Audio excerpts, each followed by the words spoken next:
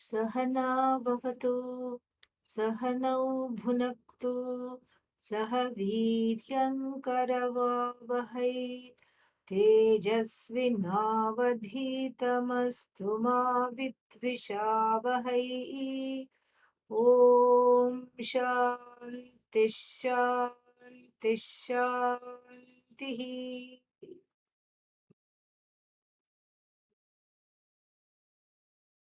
Let us see verse number 83. Now, up till now, we have done the sleep state, dream state, and various states, and talking about all that. But now we are going to have a little bit of a change of topic. And the change of topic has to do with now taking up karma. How does karma affect the person, etc. That's what is going to be taken up. And it is going to be from, let me just look and tell you, verse number 83 to 86, I think. 83 to 86 or 87. It will be the topic of karma. So that is what we are going to be doing. Okay. Yeah. So now let us read verse 83 and then we'll take it from there. हेतुः कर्मैव लोके सुखदतितरयोरेवमज्ञो विदित्वा मित्रं वा शत्रुरित्थं व्यवहरति मृषा याज्ञवल्क्यार्तभागौ यत्कर्मैवोचतुः प्राज्ञजनकनृपगृहे चक्रतुस्तत्प्रशंसाम् वंशोत्तंसो यदूनामिति वदति न कोऽप्यत्र तिष्ठत्यकर्मा. So, very nice verse. Hetuhu karma eva. Hetuhu means cause. The cause is karma alone. Where? Loke. Loke means in the world. In the world, the cause is karma alone. Hetuhu karmaiva loke. Karma eva. Karmaiva loke. Hetuhu means the cause is karma alone. Cause of what? Sukha, sukha tad itarayoho. Sukha means what? Happiness. And itarayoho, itara means other than happiness. What else is there? Dukkha. Happiness and sorrow. Dukkha. So, sukha and itarayoho. Sukha dukkhayoho, he could have said, but in order to fit it into the meter and to make it a little more poetic, he has said sukha instead of sukha dukkhayoho, sukha itarayoho. Sukha tad itarayoho. Tad means other than that. Tad itarayoho, other than sukha, which is dukkha. Agnyaha. Agnyaha means the na janati iti agnyaha. The one who does not know. Know what? Things about karma. The one who does not know how karma operates. Agnya, the one who is not having self-knowledge for sure, but even on the relative level, this person doesn't know how karma operates at all. And so this Agnya, aviditva, not knowing, this Agnya takes the cause of sorrow and happiness to be favorable and or inimical situations. So the person not aware of karma, not having karma knowledge, what will such a person do? They will take happiness and sorrow when it comes. So sorrow when it comes, they'll say it's the cause of all the people in my life who are helpful. They are the one who have, when happy situations come, they'll say, because I have benefited from such and such a person, because I have benefited from these kinds of situations, So this person is the cause of my happiness. I'm happy because I got so somebody, my friend, gave me a big present. That's why I'm happy. And then why are you sad? I'm sad because the person who is inimical to me took away some of the things I love. So this is how the ajna means the person who doesn't have this knowledge of karma, they will take it only on the level of the surface level, very very surface level. This includes most of the people, the masses of people are are like this only. Happy things happen, oh, it's because of this one, that one, or my own effort, something like that they'll say. If difficulties are there, challenges are there, of course it is your fault. Because of you I am in this situation, or because of my enemies. And if nothing, no other result is found, they'll say, what is that called? Some drishti, bad drishti has come. Nazar. Nazar means evil eye. Evil eye, you know, evil eye means what? I don't know what it means, but still, somebody's envy. It is understood as I am succeeding in my life, and then somebody's envy has come and then has stopped me from progressing and getting whatever I want. So people ascribe all kinds of reasons to their successes and to their failures. That's what is the point in the first place. People ascribe various kinds of successes and failures to certain situations. This is just a kind of a situational analysis, because there is no depth in the analysis, there is no accounting of karma at all. And so that is so the one who is ajna, aviditva, being deluded, not knowing, what does he or she think? Sukha tad itarayoho ajnah aviditva mitram va shatruhu ittam vyavaharati. Mrisha means here deluded. So the deluded Mrisha means, doesn't mean false, deluded. So Mrisha means they espouse this, or they put forth this false argument. What is the false argument? The false argument is that, the mitram va shatru itham vyavaharati. Itham vyavaharati means, in this way he or she behaves. Who? Mitram. Mitram is a neuter word which means friend, or friendly people in my life behave in this way. Shatruhu va. Shatruhu means inimical people. So then Mrisha eva vyavaharati means this surface level kind of a articulation or behavior is ascribed upon that behavior, is placed one's happiness or sorrow. Mitram sukha hetu.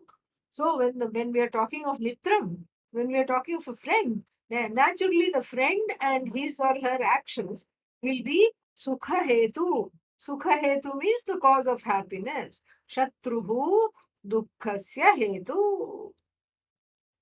Itham, in this manner, dukkhasya hetu means the shatru, the inimical person, is the cause of sorrow. All I have to do is even look at that person. Forget look at the person. All I have to do is think of that person, and then I get sad. Even thinking of the person, I get sad. And so this is my situation. Thinking of the person, I get sad, I get upset, I get affected, I get afflicted. And then the Mitra, the one who is friendly, that person is the cause of happiness. This is how the person, this is how the person goes about, having decided this, goes about in the transactional life. And then, so then what is wrong with this situation? Let us go back to read the verse a little more. Okay. Iti mrisha vyavaharati mrisha yagyavalkya artha bhagau Yat karma eva avochatuhu prak. Prak means long ago. Okay. Yeah. Long ago when, Janaka Nripa Grihe. Janaka is the king in the Upanishad, not to be confused with goddess Sita's father in the Ramayana, who is also named Janaka. Janaka appears to be a common name.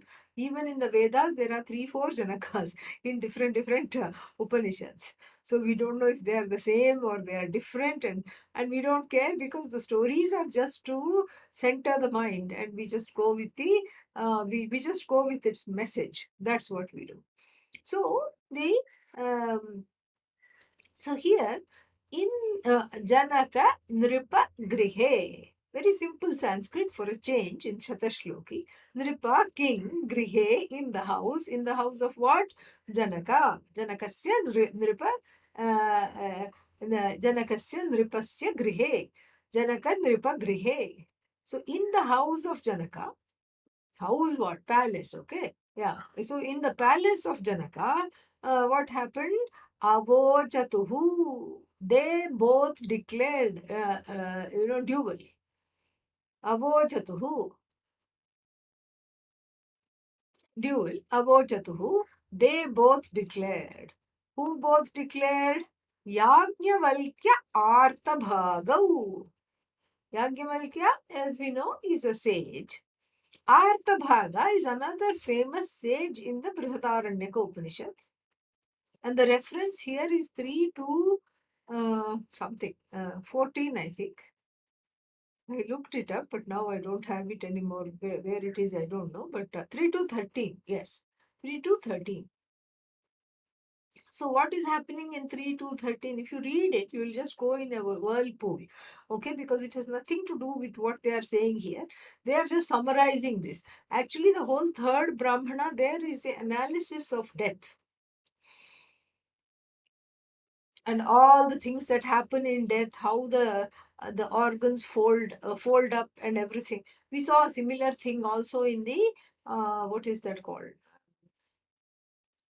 That Chandogya 6th chapter. We saw that here.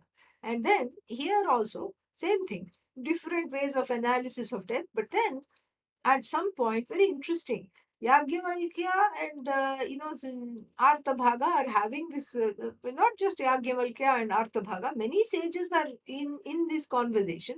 At some point, these two sages, Yagyavalkya and Artabhaga, they hold each other's hands, get up from the assembly and say, let us talk this thing about karma properly and then come back and present it to the assembly.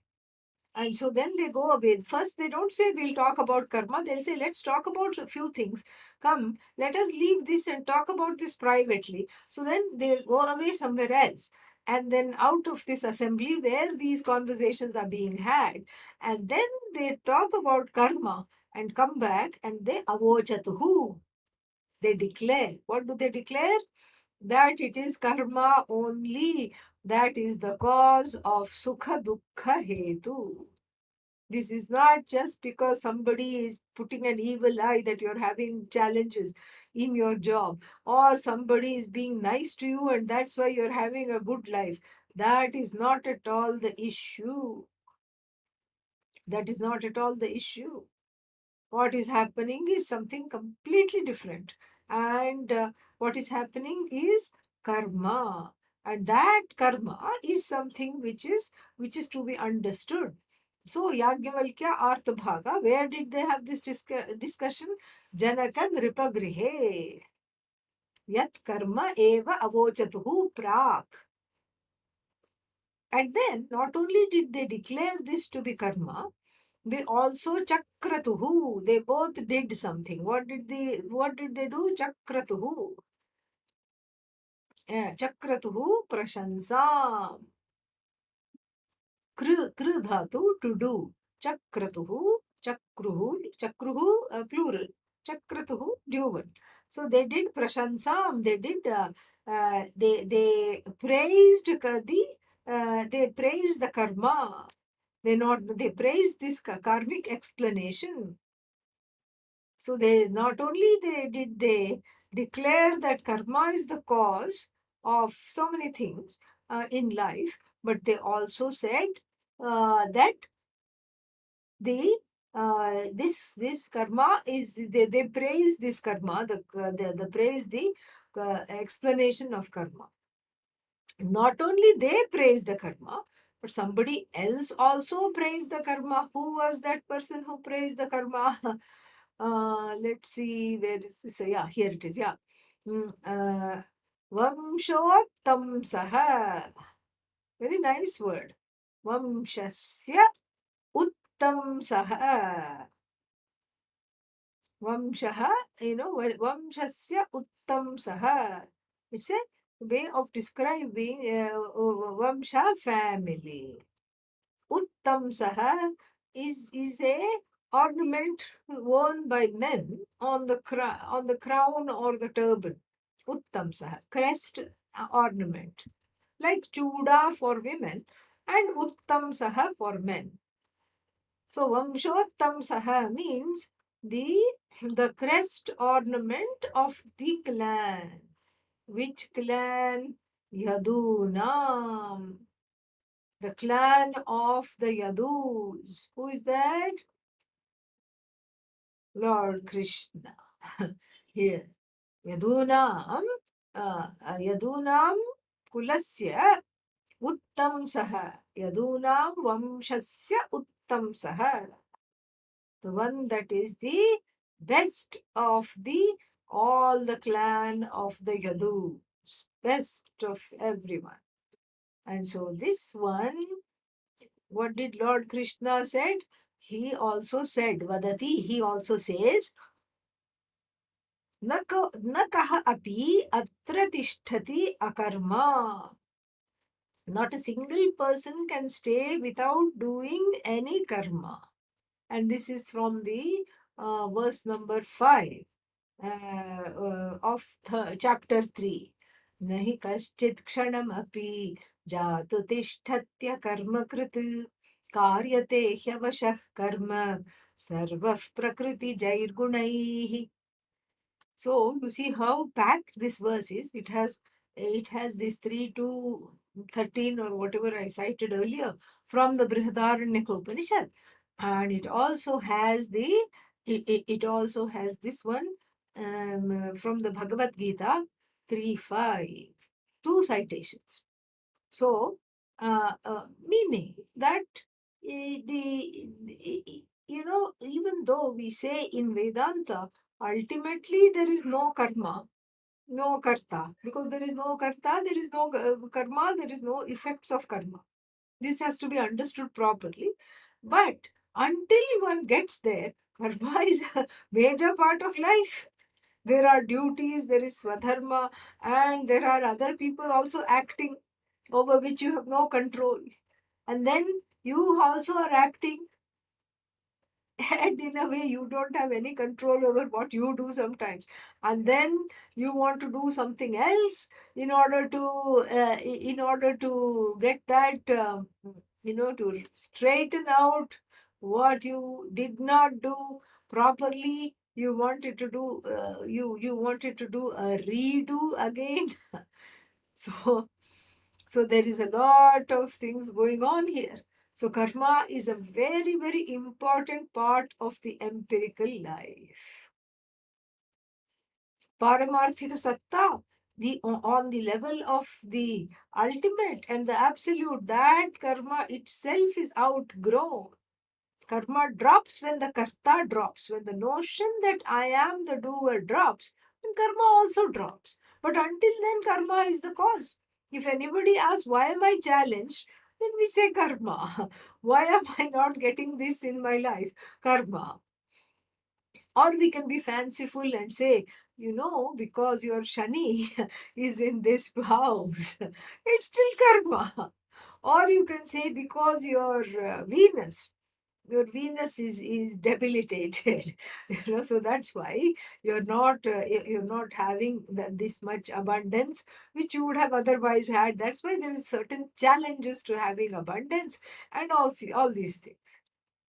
And then what, then sometimes say, okay, how come I'm not interested in Vedanta?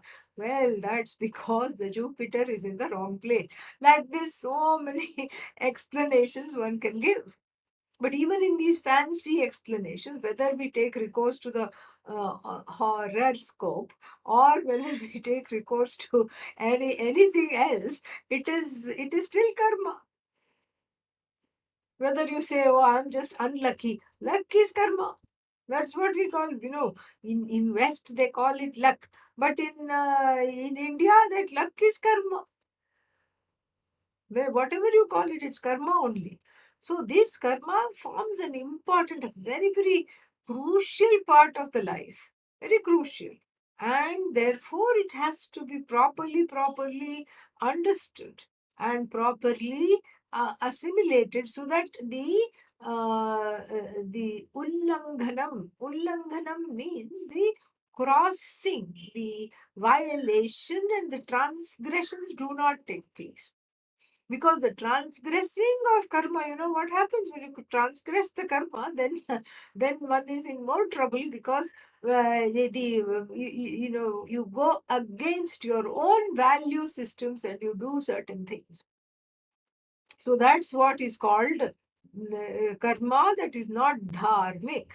So when dharma is transgressed, then there is a problem. There is a very big problem. And what is the problem? The problem is that you accrue difficult results, which you only have to. You're the one that has to, eat those results. Nobody else. It cannot go to the neighbor. So therefore, one has to be careful, because everything, all the happiness, all the sorrow comes back to karma alone. And that's why this whole thing comes in 3 to 13 of Brihadaranyaka Upanishad, in the section on death. Because after death also this karma operates. The Sukshma Sharira goes through certain channels, the solar pathway, lunar pathway. These are beliefs. I mean, and non-verifiable. Nobody has seen the seen the Sukshma Sharira go through certain pathways and all. Who has seen? And we don't know. But this is what the Shastra says. And not only that, the Sukshma Sharira takes on a certain kind of a body which is appropriate for every loka.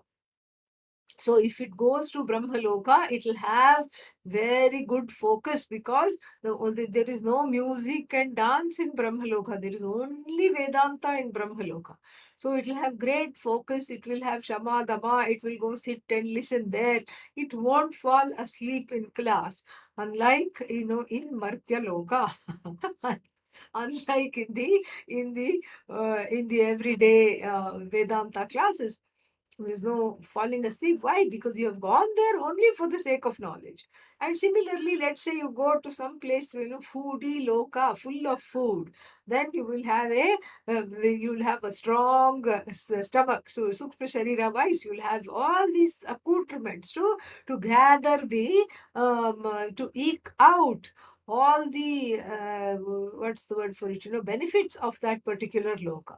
You go to Gandharva Loka, it is just music, music, music. You better like music, because if you don't like music and you go there, you'll just be so annoyed and bored and terribly annoyed. And so therefore, music means what? You have to have subtle tastes, and that particular kind of music which the Gandharvas, Yakshas, Kinnaras, these are all various kinds of musical celestials. And so all of them play certain instruments and everything. And if you're karmically inclined to go there, then, rest assured, you will have the appropriate accoutrements, the appreciation. You will have the ability to appreciate music. You will have. That's what it is. And so this is all due to karma. This is all because of karma, and that karma gives you an appropriate body, etc. This is what is discussed in that death section, where this Yagnavalkya Artha Bhaga dialogue. It's not really a dialogue. They just get up and go and talk privately and come back and talk about how important the karma is. And so this is one thing. And then Yadukula uttamsaha, or how did he put it? Yeah. Yadunam Vamsha Uttamsaha. Vamshottamsaha. Nice alliteration. Vamshottamsaha. So Vamshottamsaha means the crest jewel of the Yadava clan, which is Lord Krishna. Lord Krishna also said that karma is being generated 24/7, 365. Why? Not even for a single minute can the person sit. The person cannot sit even quietly without producing karma. Nahi kaschit. Kaschit means anyone, someone. Kshanamapi, even for a second. Jatu tishtati akarma krit, is it's possible for the person to stay without doing karma. Why? Karyate hi avashaha. Avashaha means without any say over this. Helplessly. Karyate means is made to do karma. The person is made to do karma almost as though it is out of a sense of a compulsion. Hi avashaha karma. Sarvaha, all the people. Prakriti jaihi gunaihi. Prakriti Jaha means born of nature, human nature. Meaning, what is that? The monkey samskaras are still there. Can't sit still. Has to go up and down. Has to jump here, jump there, do something or the other all the time. So, karyate hi avashaha karma sarvaha prakriti. So, in a way, it is inbuilt. In what? In the sense of one's mm, one's everyday nature, the expression of one's nature. This is not Satyam, Jnanam, Anantam, Satchidananda nature. This is just everyday nature, whatever one does every day. And so the human being, from the standpoint of this Maya Upadhi, the body mind complex, etc., which is a Upadhi given Maya Upahita Chaitanya. So this consciousness, which is infinite, which is everything, which is Satyam Jnanam Anantam, is as it were indwelling an Upadhi, a container, a body mind sense complex that is conditioned as it were by Maya. That is as though conditioned by Maya, meaning Ajnanam, Atma Ajnanam. So the flurry of activities is all in order to feel happy. It is all in order to avoid uncomfortable situations and embrace the comfortable situations. And so therefore, so the person is not able to sit without karma. So you see, these with very ingenious verse, because in this verse we have the reason. We have two main points that are being made. One is the cause of happiness and sorrow is karmically based. It's karma alone. That is the first point that the author wishes to make. And the second one is that this karma is being generated not by the neighbor, by you alone. This is the Bhagavad Gita, extrapolation of that verse, and the unfoldment of that verse, gives that. So this is exactly why this is exactly why this is important, because we have these two explanations. Why is karma the cause of happiness and sorrow? Because it is not any kind of situation in the here and now. It is prak, meaning whatever you did before. Your own past comes into the question. Oh, it's all past, it's deterministic. No, it is very much present. One intended. Karma is very much present because you are producing karma as we speak. As we speak, you are doing something or the other. So the explanation from the Bhagavad Gita talks about how current karma is, because even now one is producing karma all the time. Where will that poor karma go? No wonder it is keeping on coming. Even your trying to avoid karmic effects, is itself generating new karma. And so this is something which is which must be properly understood. Now, properly means what? It's very easy to say karma, karma, karma, karma, karma. Because of karma, I'm like this. And then this becomes like a catch-all explanation. It is my karma. And people take it to such an extent sometimes. It is my karma. And then I'll tell people, come and study Vedanta. It is not yet my karma. My karma is not. This is a purushartha.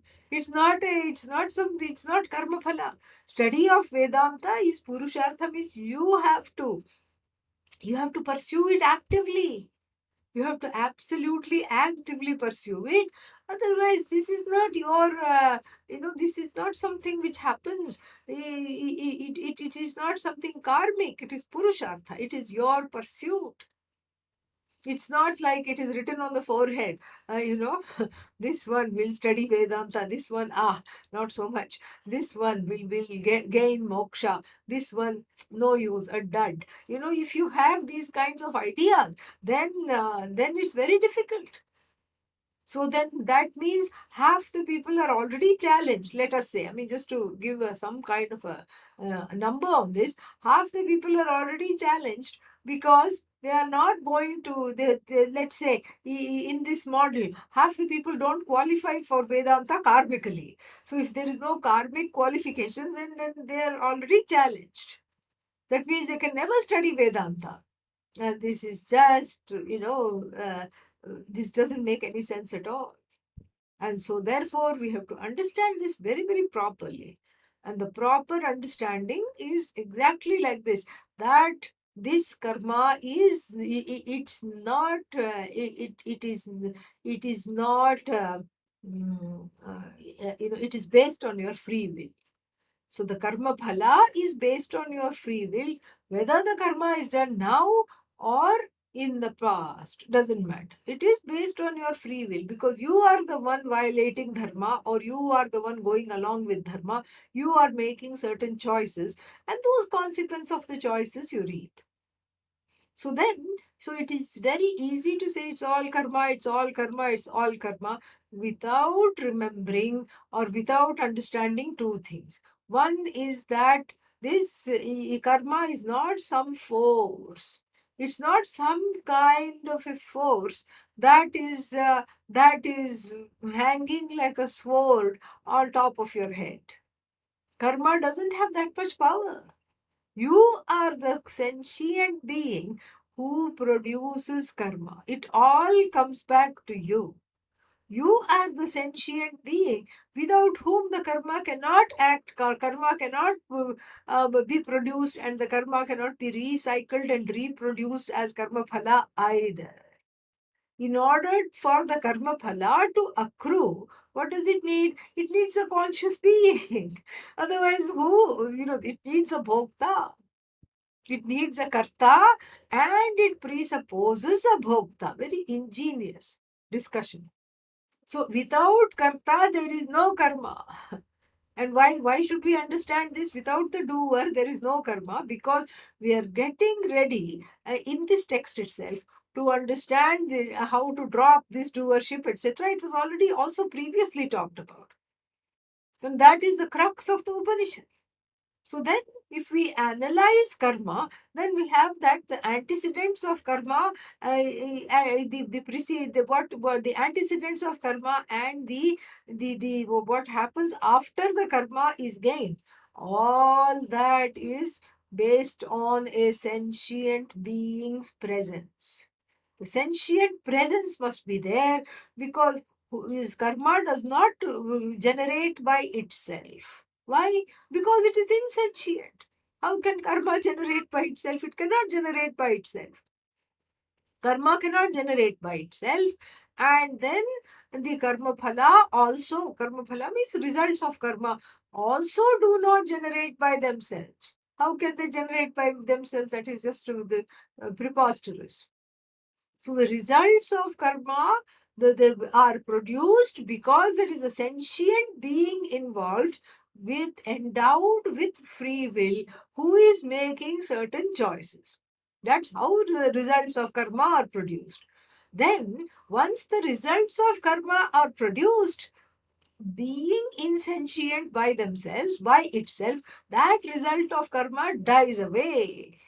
Unless there is a sentient bhokta. Bhokta means an experiencer who says, it's mine, I am the one who has to experience this. So the experiencer is very eager.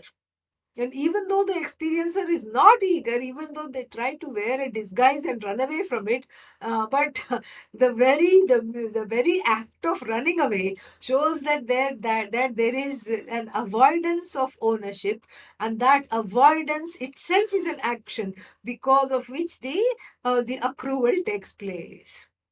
And all this is explained very nicely in the next verse with the help of two examples. Let us understand that. वृक्षच्छेदे कुठारः प्रभवति यदपि प्राणिनोऽद्यस्तथापि प्रायोन्नं तृप्तिहेतुस्तदपि निगदितं कारणं भोक्तृयत्नम् प्राचीनं कर्म तद्वद्विषमसमफलप्राप्तिहेतुस्तथापि स्वातन्त्र्यं नश्वरेणस्मिन् हि खलु घटते प्रेरकोऽस्यान्तरात्मा.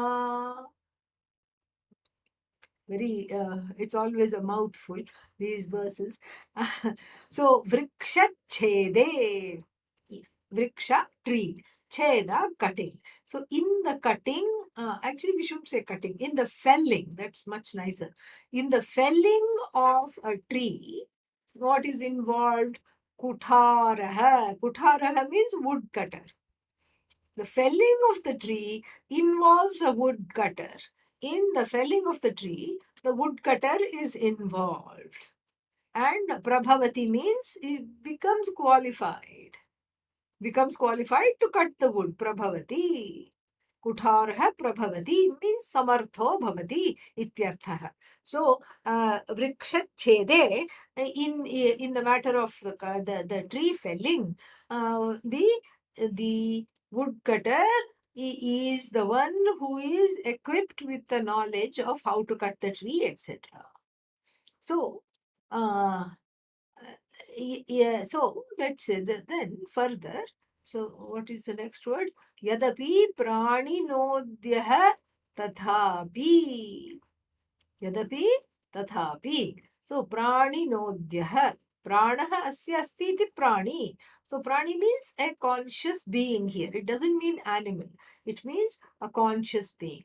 Nodhya means nudging. A certain nudge. So then the tree falls. Let's say the person takes an axe and hits the tree many times. Who? The woodcutter. And then finally stops hitting the tree, and then the tree makes a cracking sound, crashing sound, and then falls. Then has it fallen all by its own? No, there is a force. There is a force of a conscious being who is the cause of felling the tree. This is the first example. Na swatantrena, the tree which was standing there did not fall on its own. Either there has to be some wind and rain or combination thereof, but that's not what we are talking about. That's not the example here. The example is something else.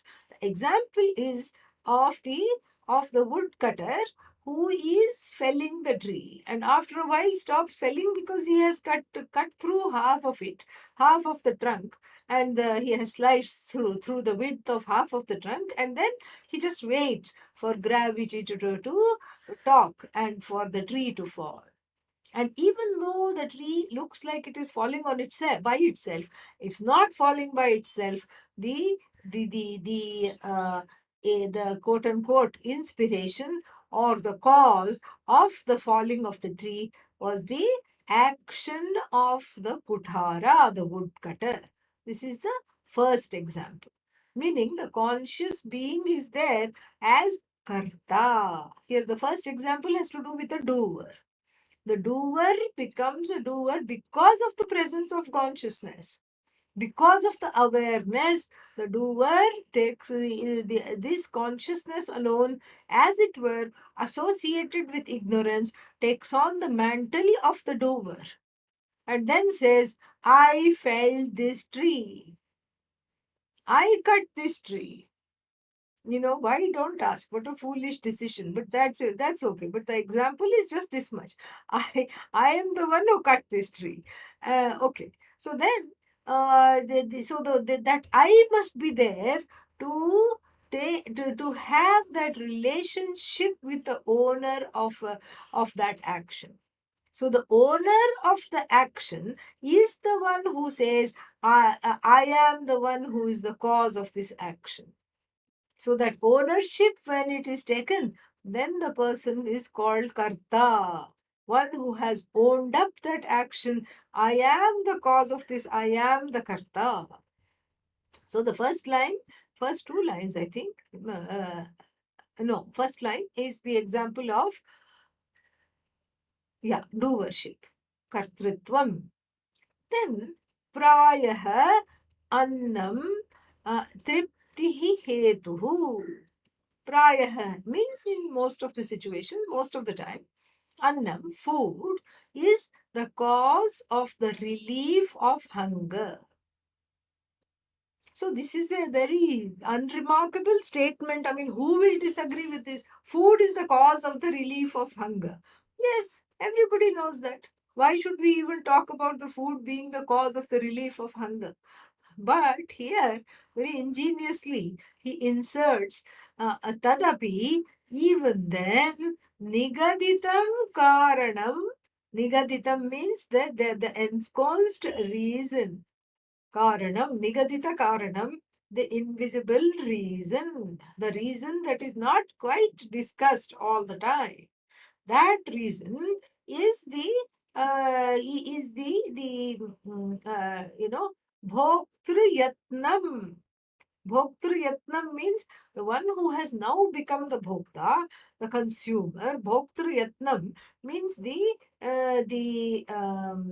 efforts of the bhokta to be. And what is the effort? Everything we know. First, you have to cut the vegetables. Then you have to cook the vegetables, and then you have to put whatever seasoning. Then you have to plan. First, you have to plan the meal. First, you have to say we have to do this, and it has to have carbohydrates, and then it has to have protein and all these things. But then it has to be done. It has to have carbohydrates and proteins and vegetables in vitamins, etc., in proper number without gluten. It should be done. And then it should be done without milk products, dairy. And then even the vegetables, they cannot be cruciferous because they are gaseous. And then they cannot be nightshades. I don't know why. I never figured that out. But then they cannot be nightshades. Nightshades means all the things you love. Eggplant and bell peppers and then potatoes. Nightshades, if you cannot eat, that means that you should not be born in Italy, because Italian food is just all nightshades only. But then, of course, if there is some difficult karma, maybe that's exactly what happens. So, like this. So you have to plan all these things, but then these things should not be there because somebody has these dietary restrictions, and somebody is intolerant, and somebody is allergic, and all these things.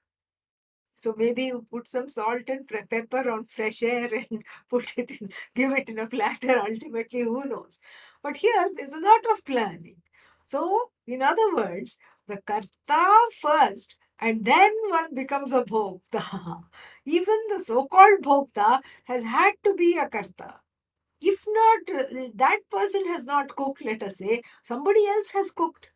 So then pachana kriya, bhojana kriya, all these are actions. Pachana means cooking. So the cooking, cutting, So that chedana kriya, so you cut the vegetables, then you have to have certain modes of cooking. Certain things are fried, yum yum yum, and certain things are so certain things are roasted, certain things are boiled, and certain things are eaten raw.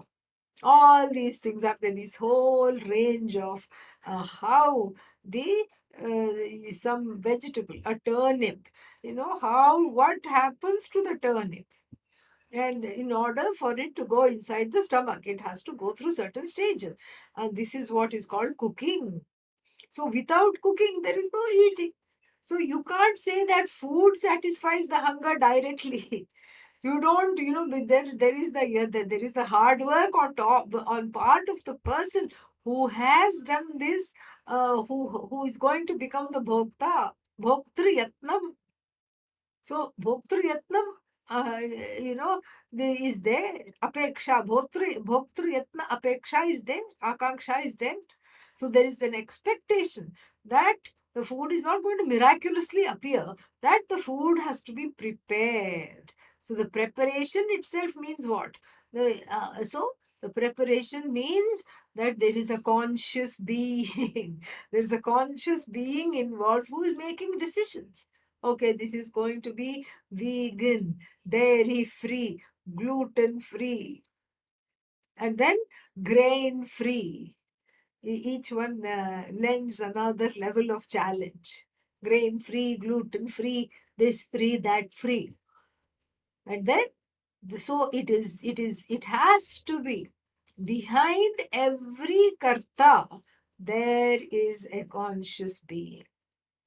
Behind every action, rather, there is a conscious being who classifies herself, himself, who identifies as I am the doer. And then behind every bhokta, also there is a conscious being. So there is a conscious being, regardless of one is a karta or a bhokta, because the actions cannot accrue to somebody, who accrue to if there is nobody there. The actions have to accrue to somebody. And that somebody is a conscious being adorned by the ornaments of ignorance, self ignorance, and its various broods, because of which they embrace the karma, embrace kartrutvam, embrace bhoktritvam. Embrace means just identify with themselves as the doer and the experience. So, without the presence of the conscious being, all these things are not there at all. And so, therefore, this is a very nicely put example. So, the first line is karta, second line is bhokta. What is common in whether one is producing something or one is consuming something, the common factor is that there is the presence of a conscious being. Without a conscious being, there is no karma being able to be produced.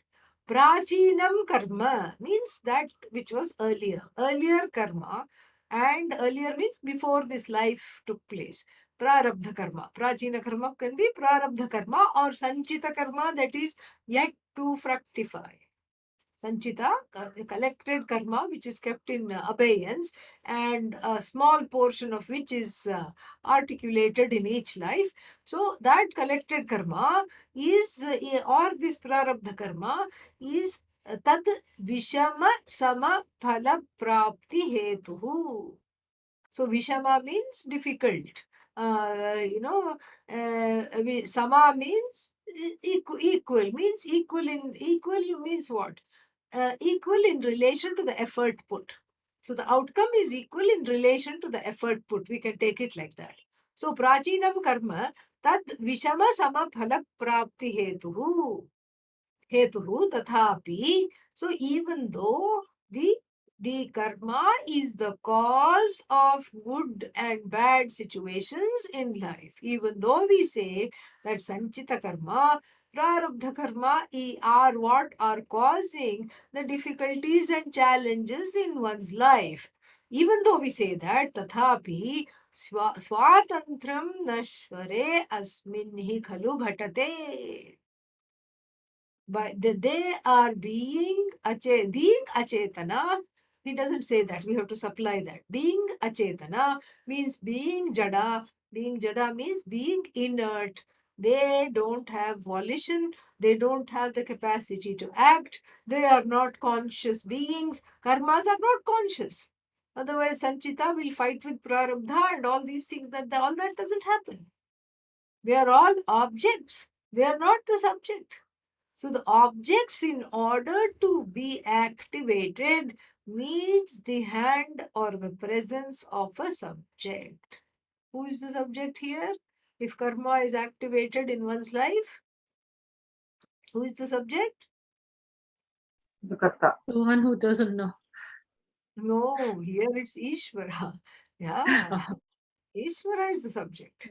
Ishvara is the one whose hand is there behind every karma. Otherwise, we get into this deterministic, mechanical, deterministic idea of the karma being automatically generated and then I have to do this. But Ishvara is karma phala data, the giver of the fruits of karma.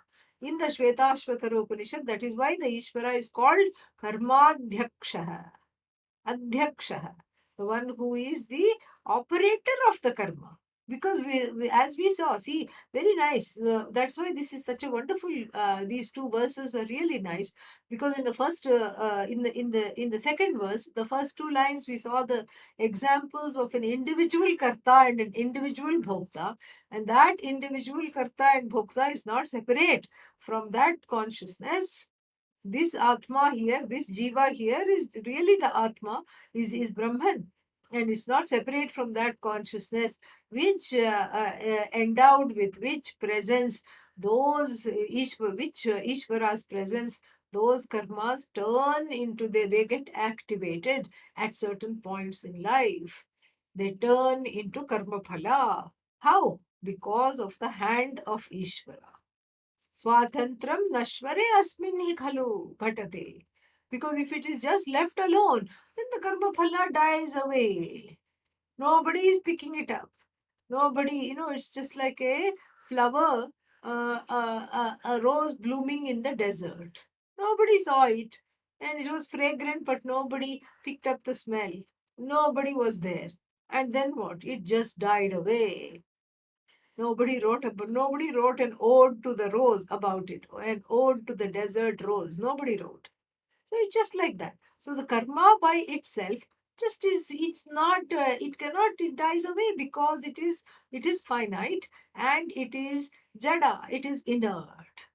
The presence of a sentient being alone activates the karma either in one's own life or on the empirical level or even on the level of Ishvara and Jiva. That is also an empirical level, but here either on the individual level or on the collective level. That's better put. So even or at the collective level or at the individual level, this is what is activated. This karma gets activated, and then because of that alone, the punya papa, everything happens ghatate prerakah asya antaratma. Prerakah means the one in whose presence the karma gets activated, the one who without doing anything activates the karma, this antaratma, the inner Ishvara, the Ishvara presiding in the body, mind, sense complex. So if it is Antaratma, then this Prachinam karma in line number 3 has to be taken as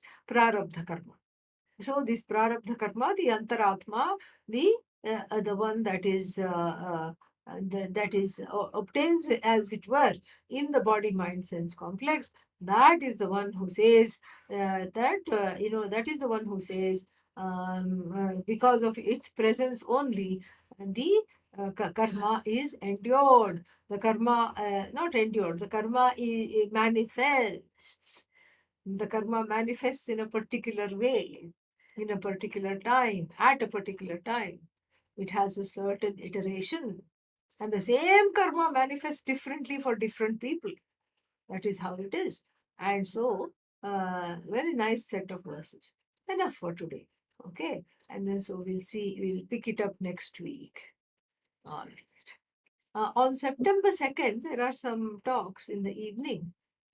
Evening for me, morning for the people over there. Okay, in America. So September 2nd. So it's I have put that on the website. You can please go look at it. Okay. One is on Kaivalya Upanishad, and then the other one is on Kena Upanishad, I think. ॐ पूर्णमदः पूर्णमिदं पूर्णात् पूर्णमुदच्यते पूर्णस्य पूर्णमादाय पूर्णमेवावशिष्यते ॐ शान्तिः शान्तिः शान्तिः हरिः ॐ श्रीगुरुभ्यो नमः हरिः ॐ Thank you. May I Take ask a question, Swamiji? You had a The, question? yeah, why did you say that if it is Antaratma, then Prachinam Karma has to be taken as Yeah, Prarabdha? because Antaratma means inside what? Inside the body, mind, sense complex. So it is Oh, Bhagavan, with inside the body, mind, sense complex. So Prachinam could be mostly Prarabdha Karma only. Because we are talking of the body. Yeah. it has Antar, already started, we have to take it that way. yeah. That It's which has not- already started. Yeah. But that's not the point. The point is not that it has already started or whatever. The cause of that starting is also is Bhagavan. And so Bhagavan, what form of Bhagavan we are looking at? Bhagavan with regard to the body, mind, sense complex. That is how it is. It's not about already started that we are not so concerned with that. That's No, not the no, I, point. I get that, but because this Prachinam Karma could mean both, and then you said that because of Antaratma, we have to take it as the Prarabdha. That's Yeah, why. yeah, because it's the Atma. It's the because he's talking of how that karma is powered by Bhagavan. But Bhagavan here has got the name Antaratma. Antar means inside. Inside what? Body. So therefore, we take it as Prarabdha karma. You can take it as Sanchita also. Both you can take, but it's more relevant for Prarabdha karma, I felt. Okay. All the best. Good morning. Good